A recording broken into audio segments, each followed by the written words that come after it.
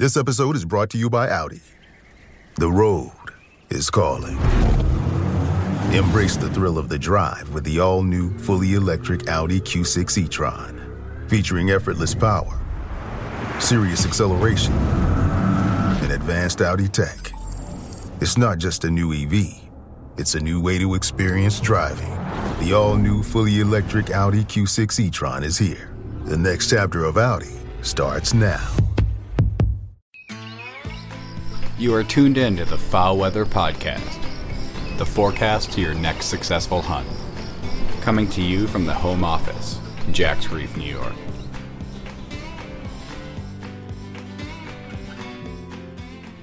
Here it is, coming at you hot off the presses with sound bites from back in August through October to boot.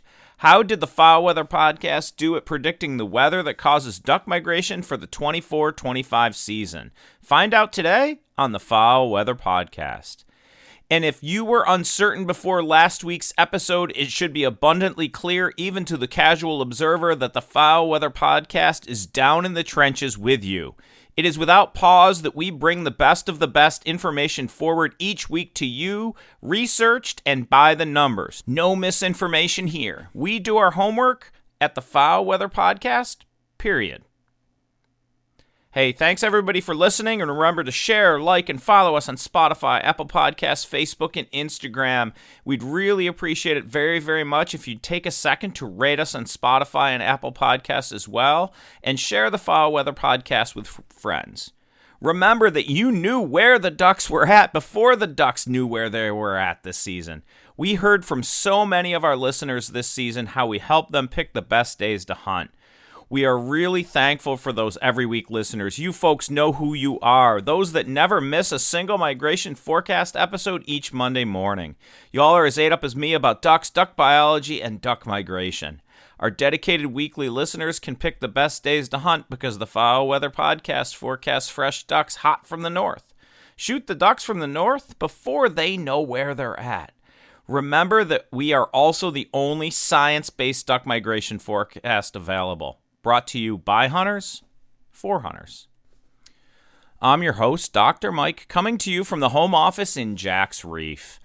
I want to really take a moment here to express how profoundly honored I am to be able to bring this great information about duck migration, duck biology, and duck management to each and every listener of the FowlWeather Podcast throughout the last two duck seasons and throughout the non-hunting periods.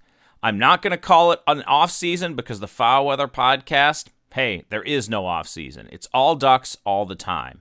We have a jam-packed schedule between now and next duck season already scheduled. So please stick with us and do share the podcast with others because we hope to reach as many duck hunters across Duck Country, USA as possible. You are a passionate and dedicated group.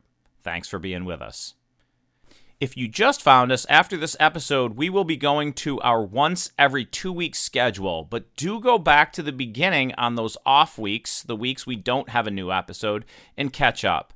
The evolution of our listenership and the topics we have covered because y'all sent such great questions and comments, well, that's just been awesome. I can't thank you enough. Last year, when we ran the Wetland Management Series in May, the idea of growing out kind of waterfowl and wetland habitat consulting business, that was kind of already being developed. But after that series, our emails blew up and the phone started ringing off the hook. Now we are into our second season of consulting and quite full. We really thank those that reached out, and we really look forward to helping so many folks across Duck Country, USA improve their properties for waterfowl, but also all the other great critters we pursue and love, along with just all the great conversations with y'all that we've had over the last 2 years. So thank you again for that. At the end of the day, the origins of this podcast are about duck migration and using our unique algorithms that predict duck migration before it happens. We do that each week from October through the end of January, and the listenership has approved emailing and messaging us about how it helped them improve their duck hunting with their busy schedules. Thanks for your notes. Keep them coming. At our roots, we will stick to and look to improve the duck migration forecast as the basis for the FowlWeather Podcast. Again, after this episode, we will be back with you in 2 weeks with the start of the history of the North American Mallard series. In 4 parts, we will bring you a comprehensive information dump about the old greenhead, from their colonization of the North American continent to changes in their habitat to mallard harvest management and AHM, the introduction of game farm mallards, and what the future holds.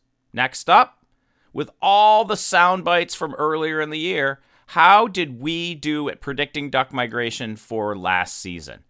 What did we get right, and what did we get wrong? So please, stick with us. Look, folks, the Farmland Group across the Mid-South is your one-stop shop for real estate brokerage, consulting, management, lending, and appraisals. If you own land or you want land, the Farmland Group is where it's at. With over $500 million in farm sales and growing, Gwynn and Shelby Smith have you covered. Look, if you're thinking about buying or selling, contact the Farmland Group to access their full suite of services. If you already own property and want to build equity and value, the Farmland Group gets it done. If you're looking to purchase a new property, well, they get that done too, and they have access to some of the best lending available. Looking to sell? Get it appraised with the Farmland Group affiliated appraiser. But let's be clear for our listenership too. They also offer farm and hunt property management to create places that attract more ducks and more bucks. Who doesn't want that? More ducks and more bucks. Let the Farmland Group build value into your property. Find them today at farmlg.com. That's farmlg.com. You're not going to be disappointed. Contact Shelby Smith today at farmlg.com and let him know that the Foul Weather Podcast sent you their way.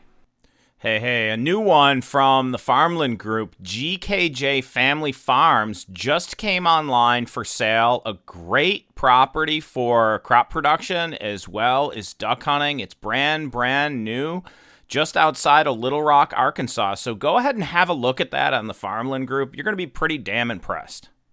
All right, so as we go through our predictions from earlier this year, we are pulling content from episode 45, the preseason primer, reading the tea leaves for fall 24 and winter 25 weather. Will it be ducky? Which we recorded way back in August, and then episodes 55 and 59, which are our long-term forecast, part 1 and part 2. But first and foremost, we've gotten a bunch of feedback from folks that the La Niña year you predicted didn't happen. We did note that La Niña was likely to develop more slowly and be relatively weak, so here is that clip. The transition from El Niño to La Niña is a bit up in the air, mostly about the intensity of the La Niña. The development is not as questionable, but we will likely have a weak La Niña for winter 2025. But we also did note that the development of the actual La Niña event, which is like a 3-month overlapping period of cold sea surface temperatures, was likely not to occur until, February or March, or at least the impacts from that wouldn't happen until that time of year. So La Niña type conditions might start to have implications for North American weather, but the full-blown La Niña event would not quite happen yet. So here's that clip. I also predict near to above average snowfall in portions of the prairies, which would be good news for nesting ducks coming next spring. But I don't expect most of this activity to build until well into February after duck season. March also likely has some real potential for a blizzard or two in the prairies, but I'd expect it to be spotty and not prairie nesting ground-wide events. All right, we will see how that one plays out, but remains hopeful, right? There is currently increased snowfall across the Pacific Northwest, Canadian, U.S. Rockies, and a little bit into the prairies in the long-range forecasts. So we hope that holds up and intensifies in late February and March. The ducks certainly need it. Remember, in a La Niña winter, typically the Pacific Northwest gets pounded with rain. It typically gets colder through the prairies and upper Midwest into the Great Lakes of the North and the Northeast U.S., and then wetter in an area across Illinois, Indiana, and Ohio, but the South tends to be drier and warmer, especially over large portions of Texas. But overall, other atmospheric drivers of weather conditions also play a role in North America throughout fall and winter, which we certainly noted way back in late summer and early fall in our long-term forecast. Here, have a listen. One of our main predictors of the potential for cold outbreaks into the upper Midwest and into the Atlantic Flyway during duck season is the Snow Advance Index, which is the pace of snow cover in Siberia, which when the pace is fast and Siberia is more snow-covered by the end of October, then we get this cold, high-pressure system that sets up shop in that part of the world in Siberia and then causes a wobbly jet stream across the planet and weak polar vortex. The opposite is little influence of snow cover in Siberia and a strong polar vortex, which results in cold air spinning in a super tight circle at the poles. Well, the Snow Advance Index had a case of schizophrenia this year, starting out slow, then really picking up on a punch of growing snow cover in mid-October, only to melt and then result in the lowest snow cover on record since 2015, and pretty much below the mean snow cover for that entire period. Where we are right now is a very, very organized polar vortex holding cold air north into the foreseeable future for eastern North America. So into the foreseeable future meant early in the season. Given that setup of atmospheric drivers early in the season, we predict a late entry into winter, but enough cold outbreaks resulting from pressure on and stretching of the polar vortex by La Niña type signals, again, not a full-blown La Niña event yet, which takes a 3-month running mean of anomalously cold Pacific Ocean equatorial sea surface temperatures, but instead simply a cooling of that same area that would cause a low-pressure system to set up shop just south of Alaska and put pressure on the circulation of the polar vortex just enough to squeeze and stretch it at fairly regular intervals. That was the weather whiplash we saw throughout November and December. Cold, then warm, cold, then warm. Again, we predicted a late entry into winter, but then a good cold front into the prairies and upper Midwest that could move ducks into mid-latitudes. Right around Thanksgiving, I think is what it was. Let's listen in. My prediction is for a good cold shot and possibly snow event about Thanksgiving for the prairies, which should make a good number of ducks move into mid-latitude areas at that point. Up until then, the prediction is really for generally warm conditions and delayed migration in all 4 flyways. After that, I'd expect 2 good cold shots in December that also make ducks move, even mallards south down the central Mississippi and Atlantic flyways. It's predicted that even mallards will move on these because there's likely to be snow events in the form of lake effect snow across the Great Lakes region in this kind of same time period. I don't think we'll see big snow events west of the Great Lakes, mostly talking about the prairies here, until February and March. But those would really help fill up those potholes, that we need to be wet for next spring. And where I'm at is I think we got almost exactly a Thanksgiving cold front that it started on Monday before Thanksgiving. We just went back and looked at those WSI values. It started on the Monday before Thanksgiving, peaked right around Thanksgiving Day, and then ended in the first few weeks of December in the mid-continent. And then it kind of manifested itself into a deeper cold into the Atlantic Flyway just after Thanksgiving. As predicted, this was really the first big cold front of the duck season and moved early migrating dabbling ducks into mid and mid-south latitudes and mallards into the mid-latitudes. After this, unlike last year, the northern prairies never really thawed out much, and most ducks were balled up at mid-latitudes for quite some time.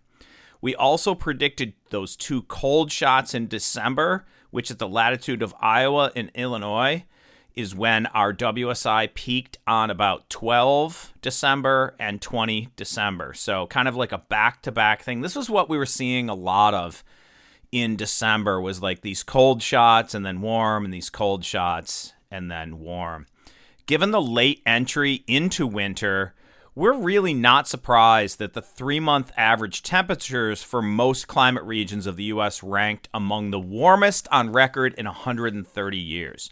The area, including the states of Kansas, Oklahoma, Texas, Arkansas, Louisiana, and Mississippi, were at record warm for that period of October through December, with all other climate regions in the U.S. being in the top 1/3 warmest on record.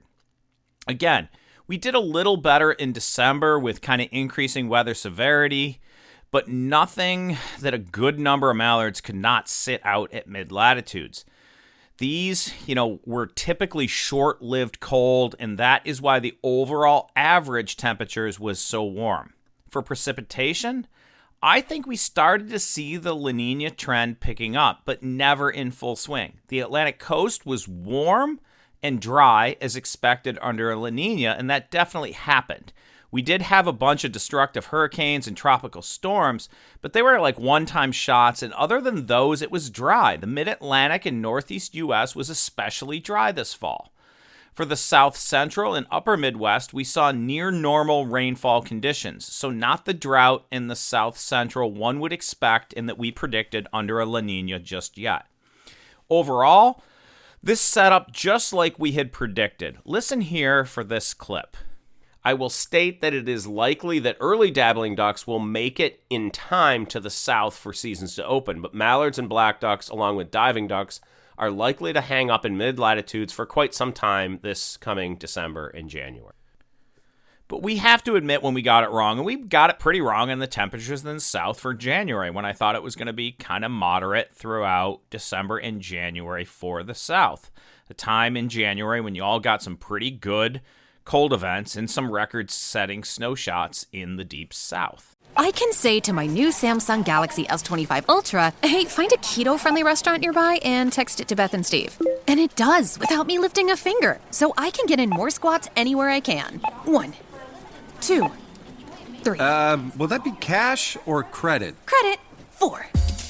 Galaxy S25 Ultra, the AI companion that does the heavy lifting so you can do you. Get yours at Samsung.com. Compatible with select apps. Requires Google Gemini account. Results may vary based on input. Check responses for accuracy.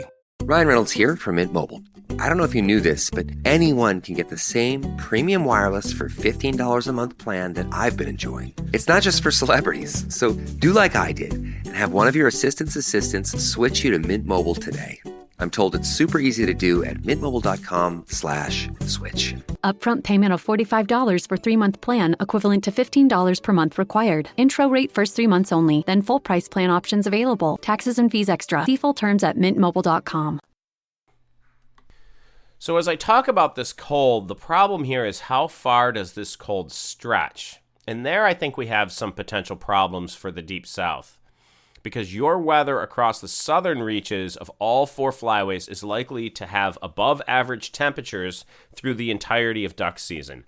So if you don't like to hunt ducks in the cold, it's good weather for you. So the overall comment there is that we weren't wrong through December, but in January, we definitely missed the boat, and there was kind of this over and over, polar vortex stretching and kind of weather whiplash, which we talked about a lot towards kind of the end of the season in our part of the world and the north end of the Atlantic flyway. And that was also happening in the mid portions of the Mississippi flyway and down into the south, really cold, then really warm. And you all, same thing. You ended the season on, you're in the 50s and 60s, right? So that weather whiplash was a thing, but we definitely missed on at least the cold shots that were happening in January, and okay with that. I mean, we kind of hit a lot of the hot buttons anyway that would move ducks into at least mid-latitudes, those early ducks into the south a bit more than happened last year by Christmas and New Year's, which is a time of year when folks really want to get together with family in duck hunt. And I'm okay with missing on a few things here. These are long-term forecasts, working hard to look at atmospheric conditions, and we're never going to get everything right. But I'm happy that, we nailed it, and it was a more difficult forecast than last year. Last year's El Nino was super easy. We knew going into last year it was going to be a garbage season weather-wise for folks. This year, definitely better, and folks, I'd say, got their fair share from, north to mid to south. The shallow marsh hunters in the north, our seasons got shut off, and then we were on big lakes, but then the big lake hunters were happy. And so I think most folks got stuff pretty right this year. So anyhow, in the Pacific Flyway, we did a bit of hit and miss on. It was reasonably cold early and into December, but as noted, a bunch of ducks holed up and weather patterns weren't great. Here's the quick Pacific Flyway comment from back in October. On the other coast, for our Pacific folks, I'd expect that cold pushes down far enough to really move ducks into kind of like Washington, southern Idaho, and northern California, but a lot of that good cold may not come until December either, and ducks are likely to remain on rivers and field feed for some time. Lots of rain is also forecast for the northern Pacific Flyway folks, which may really delay things in those river valleys as well. Again, so we kind of missed on that. Ducks kind of moved early and then just really, holed up and weather patterns weren't great. So we're not right on everything, but here was the punchline to it all, and I think this was generally true. After this soundbite, we'll turn a bit to season 2024-2025 waterfowl counts of what happened on those non-breeding kind of surveys of refuges in Arkansas and Mississippi for a short bit and what they all mean. But have a listen to this clip. I think this is the punchline largely for the season. Last year, between Christmas and New Year's, our listenership at the FowlWeather Podcast jumped a ton because everybody was wondering where the heck are the ducks, and that's what we were talking about. But I do think that by Christmas this year, many of us will be pretty set up to have ducks, and that January will be far better shooting for folks in the South than last year. And I also think this comment from episode 55, our first of 2 long-term seasonal forecasts, I think this will really hit home with most folks. Here's the clip. So in general this year, a bit more of that typical pattern we've started to become accustomed to of ducks spreading out from the mid-latitudes to the south, but no good concentrations anywhere. Except that mallards are expected to ball up for a good amount of time in the mid-latitudes. If that doesn't hit you right where it counts, I don't know what does, right? We put that back together in October and predicted what was really going to happen in December and January. None of this stuff is perfect, but go back to our episodes if you're a new listener and listen to how we make these long-term forecasts, right? We kind of give you a sense if it's going to be an early, a late migration. Some years we can do it better than others. It just depends on how those atmospheric systems are setting up. But this year, again, man, it was a tough year, and we missed on some stuff. But, in general, we got it right. The October thing that happened 2 years ago didn't happen this year. There was a big cold front in October that froze up the prairies and stuff moved. Things did not move till Thanksgiving. We got that one right. We expected a lot of back and forth in December, but at least a couple cold fronts that would move ducks to mid-latitudes. We got that right. We predicted that mallards would ball up at mid-latitudes and be spread out. We got that right. There's a bunch of stuff we didn't, little things, right, that don't make as much of a difference, like how dry it was and how warm it was at southern latitudes, but you all adjust, and that's the point of listening still to the weekly migration forecast, is that stuff within the 7 days pinpointed pretty damn well as to what types of conditions are out there that are going to move ducks. All right. And the survey says, we're getting into survey stuff here. Guess what? Ducks exist. The reports from everywhere is exactly what was predicted. It can't be worse than last year. Was it spectacular? No, it's not even close. Mallard abundance is back to the level. The population of mallards out there, the breeding population of mallards, is back to the level it was in 1995, a period right after we hit the really low numbers in the 1980s. The average temperature from October to December across the U.S. was record warm, the warmest in 130 years across the board. We had some cold shots in December and January, definitely. We had some cold and snow anomalies, and we are having a much better winter than in a few years back in a lot of places. But understand that it was not a knock it out of the park year. We did not knock it out of the park regarding weather that causes ducks to migrate. It was just better than last year. Man, and that was not hard to hit. Let's make sure that we continue to understand that the prairies are under attack by a global grain market that exports to China. We now have ethanol which is probably the worst thing ever thought up for many, many reasons. It's bad for your engines. It doesn't reduce CO2 if you care about that. And here's the kicker. When the ethanol craze hit in 1998, which was a good year for ducks, ethanol was at 0.52 billion bushels of the 9.2 billion bushels of corn, or about 5% of the total corn that we produced. By 2023, that number was 5.1 billion bushels of the 13.65 million total bushels, or about 38% of all corn production. In fact, we've been steadily floating around 5 billion bushels of corn for ethanol since 2010. For comparison, about only 11% of our corn is what we directly eat. 37% is used as animal feed, and then we export about 12% or so. In the Dakotas, it's about the same. About 40% of the corn in the Dakotas, in our prairie region where we want to produce ducks, goes to ethanol production. Now, unfortunately, India just became an ethanol nation and is actively importing corn for ethanol. Man, another huge mistake for our global environment. We burn, think about this. I know this took a turn here, but this is the prairie stuff that matters. This is the global market stuff that matters for ducks. We burn about 400 times the primary productivity of the planet in energy from oil every year. So to think that plants that are currently on this planet can take the place of fuel of our vehicles is absurd. It's a gimmick. Also, the math doesn't work, and here is why. If the aim is to reduce CO2 output, we're not doing that.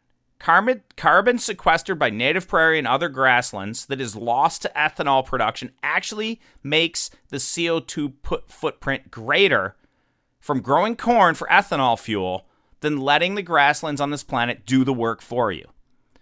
So beyond being bad for your engines in general, ethanol never made sense for this planet, for conservation. It definitely doesn't make sense for ducks, and it must die. It's your vote and your voice, so get it done.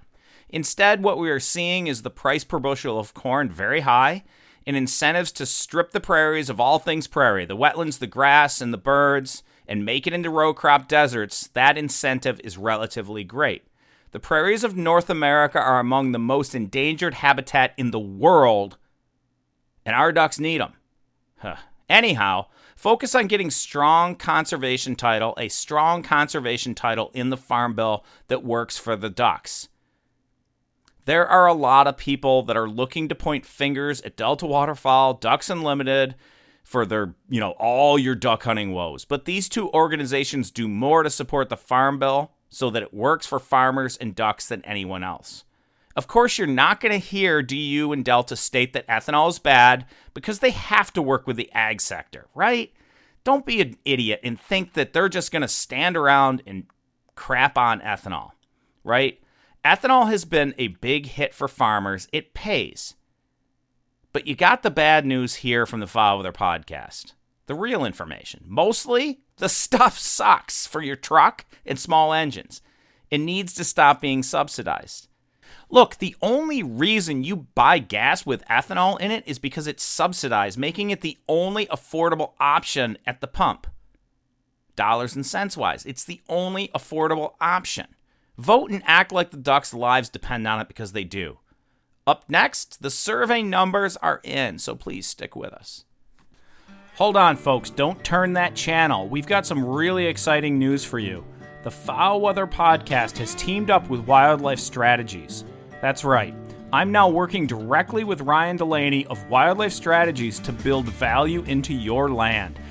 Wildlife Strategies is already known for quality wildlife habitat management, be it deer, turkeys, ducks, or whatever you pursue. Ryan knows his stuff. Look, I don't add my name to just any business, but I believe in what Wildlife Strategies is doing for landowners throughout the Southeast U.S. and beyond. If you want science-based solutions to create great wildlife habitat, Wildlife Strategies is your best bet. If you're interested in ducks, when we say, may your skies be filled, well, Wildlife Strategies does just that. They fill your skies with ducks. Contact Ryan Delaney today at ryan@farmlg.com for a site visit. You won't be disappointed you did. Ryan covers the southern tier of states, and I'm available to build habitat management plans across the northern tier. Contact us today for a quote. The Wildlife Strategies team sees your property through from the initial assessment and development of a 3-year timeframe management plan through annual check-ins and course corrections as needed. Contact Ryan today at ryan@farmlg.com or Dr. Mike at FowlWeather.co. You won't be disappointed you did. Fill your skies with ducks and your forests and fields with deer and turkey with Wildlife Strategies. Phew, have we gotten a lot of interest in our wildlife consulting in the last week? If you are interested in wetland or wildlife habitat consulting, contact me at drmike@FowlWeather.co. Happy just to chat, look at your property, see what it has available to it, and see what we can get done. I've been on the phone with a lot of you in the past few weeks. Our services can also be found by going to FowlWeather.co and clicking on the consulting link in the upper right corner of the page. And remember, across the Northeast and Midwest, where not all properties are big, we also specialize in small property management for food plots and green space renewal. Green space renewal is where it's at. Get it done today and give us a holler. All right, the other biggest component of this year for ducks, if you had them or not, was food. If you had food, ducks seemed to follow it, and although it was cold, remember, most of the mid-latitudes were snow-free and fields were accessible. So a lot of those ducks hung up there. In the South, if you had food and refuge, you had ducks, right? Listen right now and listen very closely.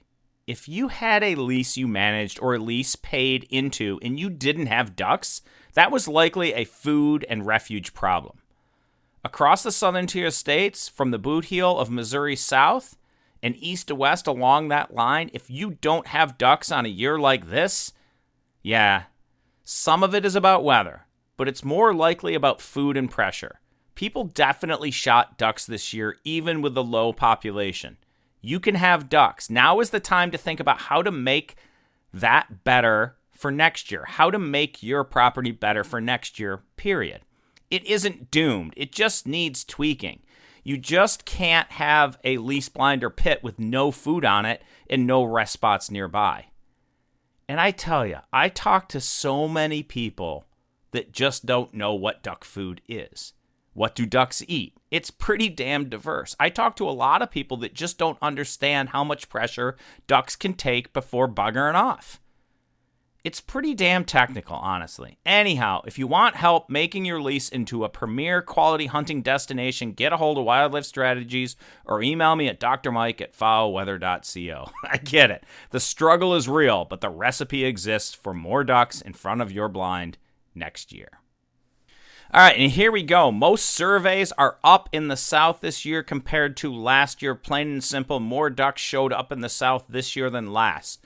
Just like expected, given the long-term forecast and cold shots we got in December and into January, Missouri continued to post pretty incredible numbers of mallards into January, which, to be honest, was a little surprising as well, right? But also remember that we still have a good number of adult birds in the population that have learned to avoid pressure and possibly stay farther north or drift back north once they see pressure. Mississippi waterfowl counts in the Delta dropped between early and late January. That's hot off the presses as of yesterday when I read the report. So Mississippi's waterfowl count, the duck count in the Delta portion of Mississippi dropped between early and late January this year. And I'm not surprised, even with the cold. That area is flat and shallow. Wetlands dominate it. With the recent cold that we had and those wetlands froze, ducks just move looking for open water. Unless there was enough food to concentrate where those ducks kept the water open, what we see is ducks moving all over the place in search of open water. I really fondly remember a duck hunt in hill country of Mississippi on a reservoir with basically no food in that reservoir during a cold front. We hunkered down in the flooded, skinny little willows on the shore, put out a couple dozen decoys, and man, we had our way with the ducks. The same for the river shooters that week. It was just lights out. So ducks rearrange in the cold. Remember, it doesn't mean they don't exist when the counts come up less, right? Between two counts. It's just likely that they rearranged where they need to be. Ducks are insanely resourceful, and that is what makes them great animals that are survivors through time. We actually should applaud mass numbers of mallards being in Missouri where seasons are closed. They're survivors. You can't shoot the last greenhead. It ain't gonna happen, my friends. Anyhow, my guess is that Arkansas waterfowl counts will drop between early and late January as well for the same reasons. It doesn't mean mallards don't exist. And here's another one. I've been hearing that we have 6.6 million mallards, but we shot 3.2 million mallards last year or something similar. I didn't look up the exact numbers right now, but these are apples and oranges, right? We don't count ducks and estimate harvest the same way. So what this indicates is that there are actually way more mallards out there outside of the BPOP area than we actually count. This is why if we use Lincoln estimates, which is a tried and true way of using banding data instead of direct plane and survey data to count ducks, that we show that there are a lot more mallards on the continent than we tend to count, right? And what's going on is that harvest rates on mallards have actually declined through time. That is, every mallard we band has a lower probability that it is actually harvested, and that harvest steeply declined at one point and then flatlined. So when the mallard population nowadays declines, it's most likely because the prairie dry cycle kicked in, like right now. Let's hope for that La Niña, my friends, and getting that snow back on the prairies. And if you want to control something, don't cut your own throat and ask for restrictive seasons. Work on the habitat. Focus on the farm bill. Focus on the things you can control. They might look distant, but they are real. And that is how conservation has happened. Through Delta Waterfowl, through Ducks Unlimited, through your actions as private landowners to save and restore wetland and waterfowl habitat. And heck, if you all think it's just about restricting harvest, if Arkansas, North Dakota, Oklahoma, and California alone closed their mallard season last year to quote-unquote save the ducks, that would have reduced harvest by a little over 25%. So if harvest is the problem, y'all have the solution. Go ahead and fix it. All right, but hey, lighter side here. The Bills lost to the Chiefs again, so the farm in Jack's Reef is in a somber place right now. But we are tough people in Western New York, and the Bills Mafia and all our great fans will be back again next year to watch Josh Allen and teammates to get the great things on the field done in that wonderful fall season. The Duck Marsh would not be what it is without hope, and hope for the Ducks and all our hard work to make it better in all the right ways. I really thank you, my friends across Duck Country, for another great season. Keep your stick on the ice, and focus on that duck habitat, hunter access, hunter rights, and the great duck hunting culture of this country. Without it, we don't have ducks or duck hunting as we know it today. Most of all, avoid the distractions from the misinformation machine. It is not helpful in the larger scheme of saving the ducks. Solid duck culture across duck country and continued support for solid information about the ducks is what makes it happen. I can't express that enough. Please stick with us in the off season for the amazing content to come. The way forward is through.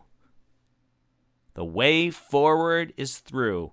Be there for the ducks, and we at the FowlWeather Podcast will be there for you.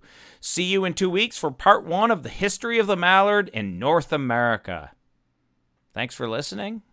And as always, may your skies be filled, and shoot straight, my friends.